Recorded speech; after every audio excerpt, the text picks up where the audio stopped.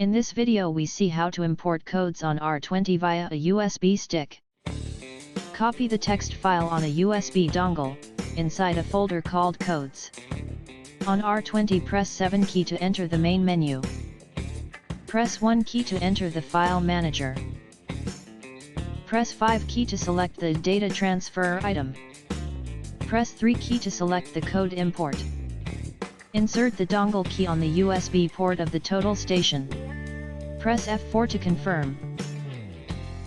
Select the file to import. Note that the text file is in the codes folder. Press F4 to confirm. Press F2 to confirm. Go back to the file manager page and press 4 key. You see the library list.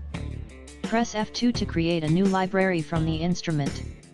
Or F4 to set the selected library to use in your jobs.